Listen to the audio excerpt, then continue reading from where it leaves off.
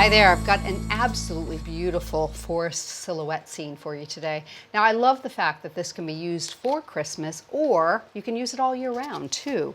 So we will show you what we'll be using.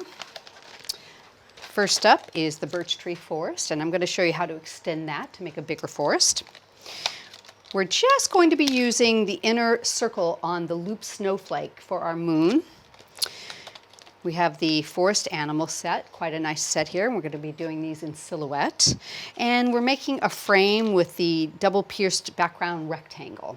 Okay, so I've already gone ahead and I've cut one piece of my birch forest, so let's just extend that a little bit. Now obviously they're trees, they're not going to line up perfectly, but what you want to do is put them down, just slightly overlap them with the first one that you cut.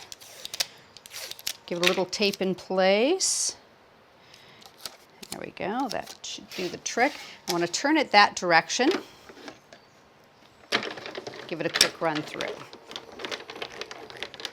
Now this die doesn't have a side cutting edge, so you can make it any size you want. You can add a larger border to it if you like. These are things that I love when I'm crafting because that allows me to make the card however I want it. Now you'll notice there's usually a tiny little area here where you have a little bit of overlap. So you just want to bring your scissors in, just get them right in there, nip that away, and then I'm going to just cut down this tree, that tree, bring it around here, and we're just going to take that little bit of edge off and go straight up that tree. There we go. So now you can't really tell where the trees stop and start, so it's really lovely like that. And I've gone ahead and I've done one ahead of time. Now what I did was I added a little bit of a white pencil just for shading onto our pale gray card, and I've put a bit of mounting foam on this. But what I want to do is prepare the background. A piece of cobalt blue card, and I'll give you a quick measurement on this. It is 7.5 by 5.5. Okay, so I'm going to bring over my chipped sapphire first and a smoothie.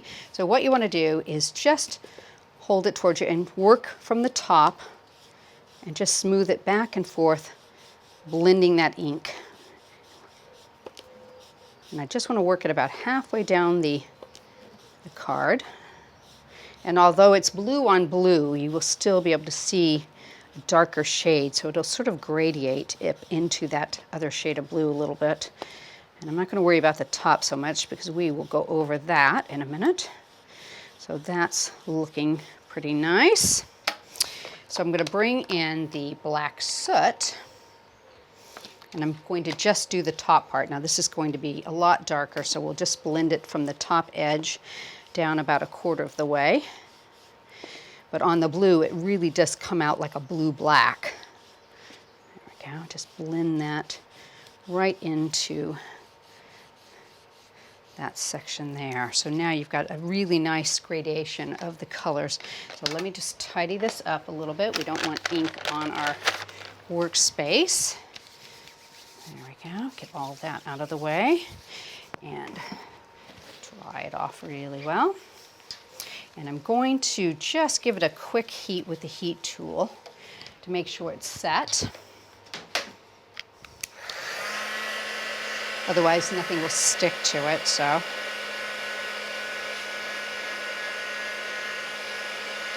That should do the trick, and a little bit on the back, flattens it back out.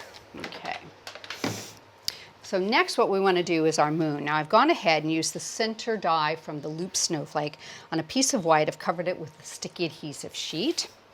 So I'm going to just open up a piece of copy paper. I'm going to peel the backing off, and I'm going to coat it with some diamond sprinkles.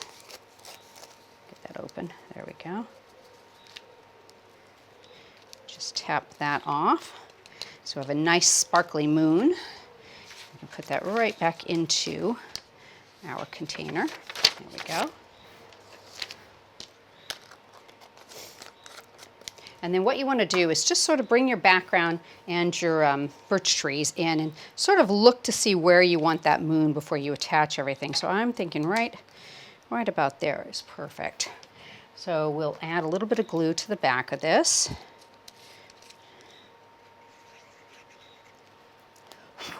get my loose glitter out of the way. Pop that right into that same spot. You can double check it before you adhere everything. That's looking very nice. So now I'm going to peel the mounting foam backing off. And I've put it all the way around the edge. And remember I said you can leave yourself a nice little border, so it's perfect for hiding your mounting foam.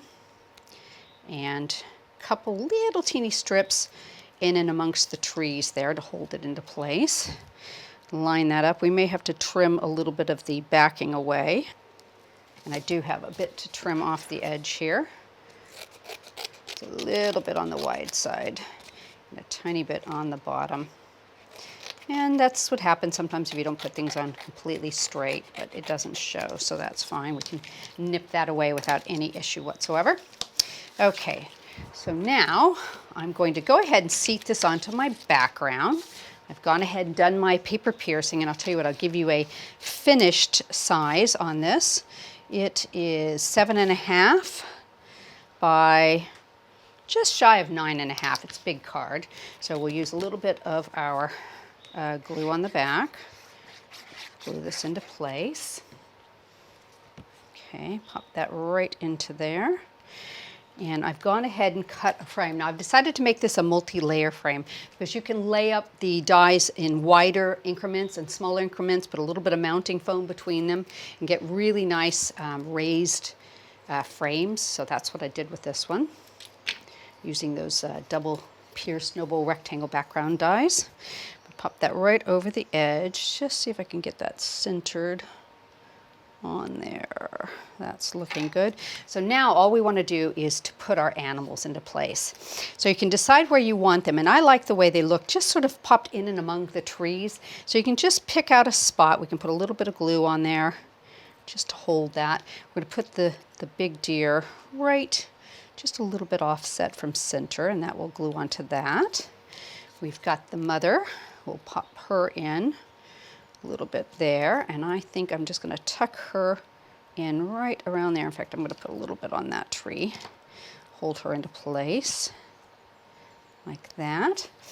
And of course the little baby, we'll put that right between the two of them. And I'll tell you what I think I will do with that is I will take advantage of that little spot in the middle and add a bit of mounting foam to that one. Make it up a little higher. There we go. A couple of little pieces here. Let's see if I got that too big. Let me double check, make sure it's not showing. No, we're good. And that can pop right between those trees there. Just a little bit offset from the mom. And we've got a tiny little bird. I've got a little bunny. So there's all sorts of little animals you can add to your forest. And I just think they make a nice little accent. Put this little bird right up at the tree corner, so it's just above the moon. And we have our bunny, so let's just add a little glue to the back of him, and we'll just pop him right into this corner here so he can be watching from afar. There you have it, and what a lovely silhouette. You can see how the colors gradiate down from the top, so it gives you that real feeling of twilight in the forest.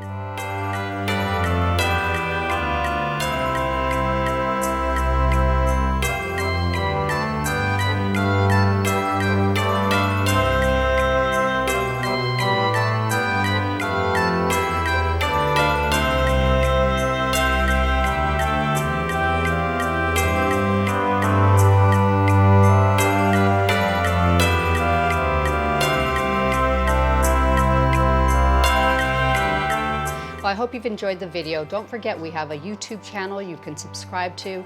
It'll send you some emails when we upload new videos, so you'll be the first to see them. Hope you've enjoyed it.